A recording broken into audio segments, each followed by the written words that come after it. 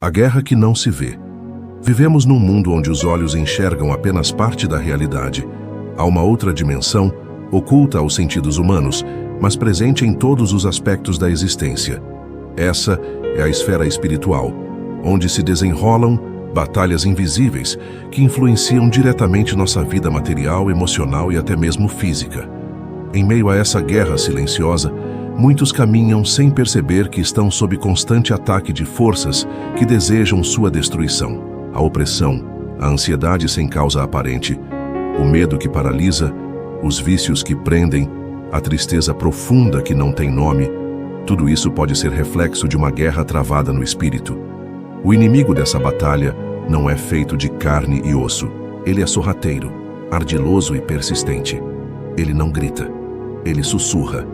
Não aparece com armas, mas com tentações. Ele não chega como um monstro, mas como uma voz suave que semeia dúvida, desânimo e desesperança. E é justamente contra essa força que precisamos nos levantar.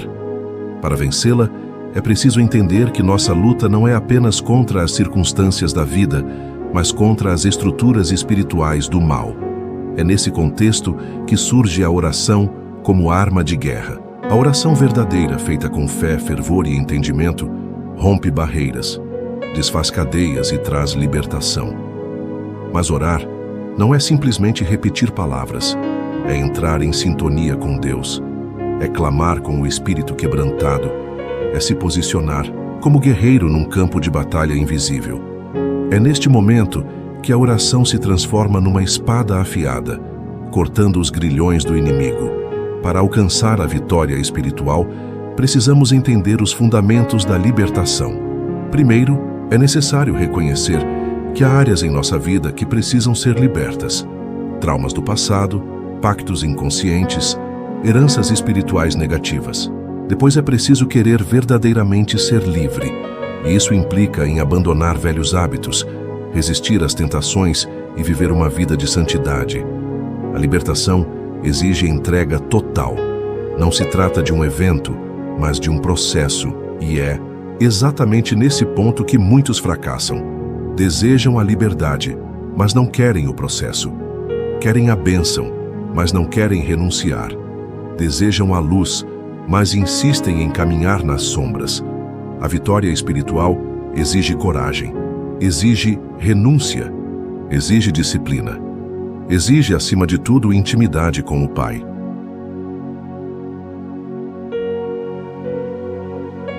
Clamor que rasga os céus.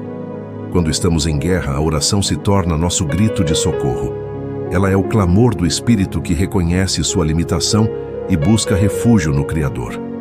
Ao orarmos por vitória espiritual, declaramos que não estamos sozinhos, que confiamos num Deus que vê além das aparências, que conhece o íntimo do nosso ser. Esse clamor não precisa ser bonito, eloquente ou cheio de palavras rebuscadas. Ele precisa ser sincero, vindo de um coração quebrantado e contrito. Em Salmo 56, Davi expressa esse tipo de oração. Ele diz: "Tem misericórdia de mim, ó Deus, pois os homens me perseguem. O tempo todo me atacam e me oprimem." Salmo 56:1. Aqui vemos um homem perseguido, acuado, cercado por inimigos reais e espirituais. Mas mesmo diante do caos, ele encontra forças para confiar. E diz: "Em Deus, cuja palavra eu louvo, em Deus eu confio e não temerei. Que poderá fazer-me o simples mortal?" Salmo 56:4. Essa é a chave da oração por vitória. Confiar em Deus, mesmo quando tudo diz o contrário. Quando as evidências apontam para a derrota, a fé sustenta o coração. Davi sabia que os inimigos o cercavam, mas ele escolheu confiar. Ele clamava com lágrimas nos olhos, mas com esperança no coração. E essa é a postura que devemos adotar. A oração precisa ser regada de confiança. Mas há algo ainda mais poderoso nesse salmo. Davi diz que Deus recolhe suas lágrimas num odre e as registra em seu livro, Salmo 56:8. Isso mostra que nenhuma lágrima derramada na presença de Deus é em vão. Cada clamor é ouvido, cada gemido é registrado. O céu se move ao som da oração sincera. Por isso, se você está lutando por libertação, seja de vícios, de relacionamentos tóxicos, de pensamentos destrutivos ou de opressão espiritual, saiba que seu clamor não está sendo ignorado. Deus está atento. Ele vê o que ninguém vê. Ele ouve o que ninguém ouve. E Ele age no tempo certo.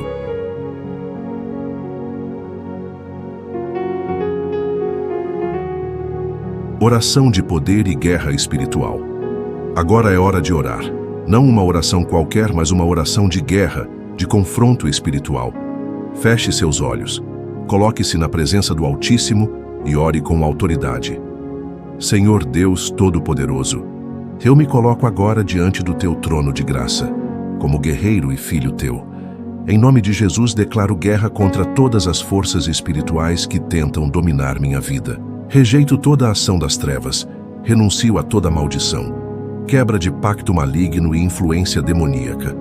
Clamo pelo poder libertador do sangue de Jesus.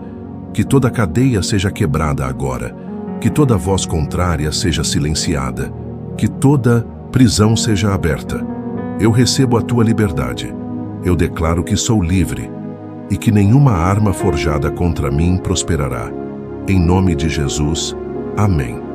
Essa oração, feita com fé e autoridade, tem o poder de alterar atmosferas espirituais. Mas a guerra não termina aqui. É preciso vigiar, é preciso manter-se em oração, em jejum, em leitura da palavra. A oração é um estilo de vida, não um evento isolado. E aqui voltamos ao Salmo 56. Davi termina seu clamor com palavras de louvor.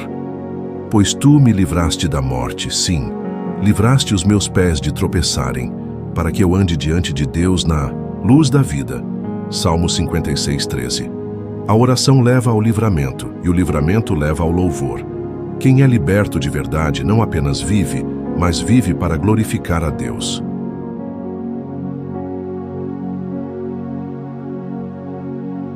A vigilância após a batalha.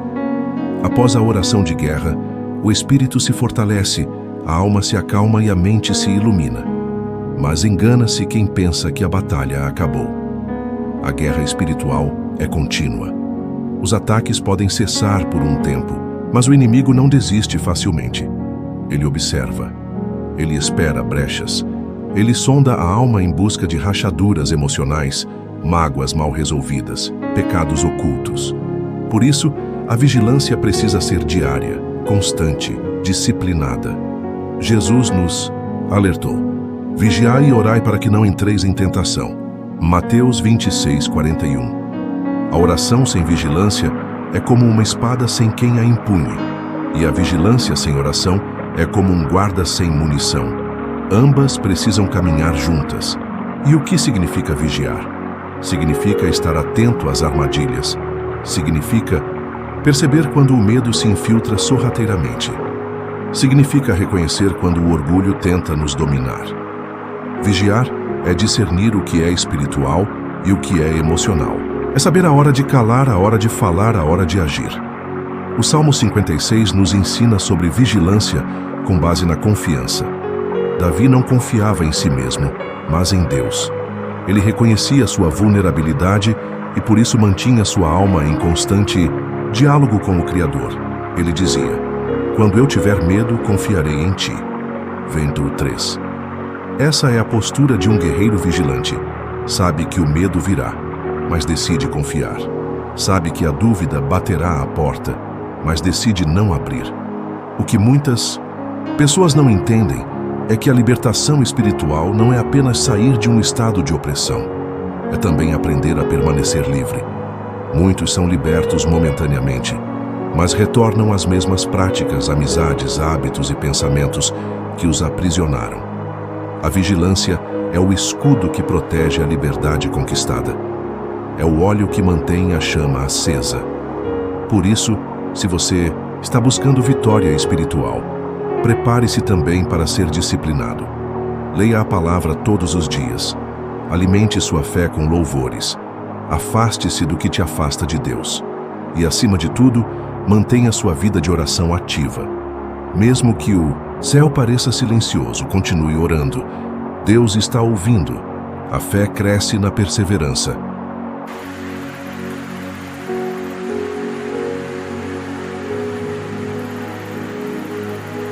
Fortalecimento espiritual. Armadura de Deus. Para resistir firme na caminhada espiritual, é necessário vestir a armadura de Deus. Em Efésios 6, 10 e 18, o apóstolo Paulo descreve com detalhes o equipamento espiritual necessário para a batalha. Ele fala sobre o capacete da salvação, a couraça da justiça, o cinturão da verdade, os calçados do evangelho da paz, o escudo da fé, a espada do Espírito, que é a palavra de Deus, e a oração constante. Cada peça da armadura representa uma área da vida que precisa estar protegida. O capacete protege a mente, os pensamentos, os raciocínios, as decisões. É aqui que o inimigo mais ataca, com mentiras, dúvidas e enganos.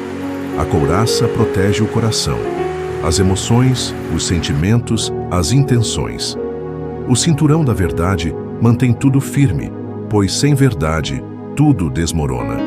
Os calçados representam o caminhar com propósito. O escudo da fé apaga os dardos inflamados da acusação. E a espada da palavra é nossa arma ofensiva. Esses elementos não são simbólicos apenas, são reais no campo espiritual. Uma mente cheia da verdade de Deus se torna impenetrável às mentiras do inimigo. Um coração moldado pela justiça não se corrompe com o pecado. Um caminhar firme no Evangelho não se desvia. E a fé, quando alimentada, torna-se um escudo inquebrável. Mas a oração é o elo que conecta todas essas armas. Sem oração, a armadura se torna pesada, enferrujada. Com oração, ela se transforma em poder e autoridade. Por isso, ao buscar vitória espiritual e libertação, não negligencie essa armadura. Vista-a todos os dias. Declare-a em voz alta se for preciso.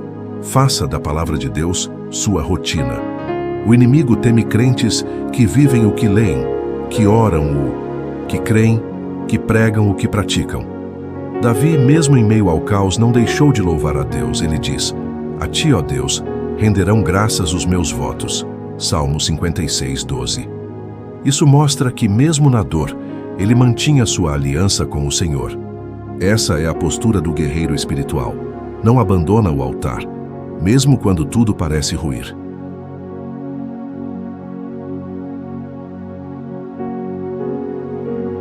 Libertação que transforma vidas. Chegamos ao ponto mais importante dessa jornada, a compreensão de que a verdadeira libertação espiritual não é apenas sair da escuridão, mas entrar definitivamente na luz. Muitos querem ser livres dos seus opressores, mas poucos desejam ser servos da verdade. E é justamente esse desejo profundo que diferencia a libertação momentânea da libertação duradoura. A libertação verdadeira gera transformação, gera frutos.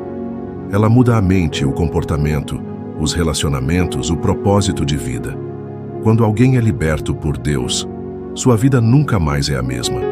E isso é possível para todos aqueles que creem, que oram, que vigiam e que se posicionam em fé. O Salmo 56 termina com uma declaração poderosa: "Pois tu me livraste da morte, sim, livraste os meus pés de tropeçarem, para que eu ande diante de Deus, na luz da vida." Mi 13. Essa é a promessa de Deus para você: andar na luz da vida. Mas lembre-se, a libertação começa dentro. Começa com um coração sincero diante de Deus. Começa com a decisão de abandonar as sombras e correr para a luz. Começa com a coragem de dizer basta ao passado e sim ao futuro que Deus preparou. Por isso, se você deseja transformação verdadeira, ore, clame, lute, não desista. A vitória espiritual está ao alcance daqueles que decidem viver por fé. E não há batalha que resista à oração sincera, feita por um coração que se rende ao Altíssimo. Que essa mensagem ecoe no seu coração como um chamado à guerra. Uma guerra que já foi vencida na cruz, mas que precisa ser reivindicada com fé, todos os dias.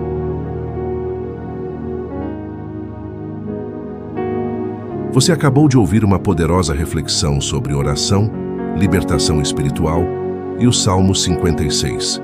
Lembre-se, a maior prisão não é a que nos cerca por fora, mas a que nos limita por dentro.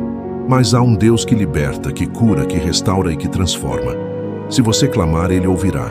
Se você lutar, Ele te dará forças. E se você confiar, Ele te conduzirá à vitória. A moral desta história é simples, mas profunda. Não importa o quão densa esteja a escuridão, a luz de Deus é sempre mais forte. E a reflexão que fica é: até quando você vai permitir que as correntes do passado determinem seu futuro? A hora de romper é agora. A libertação começa hoje.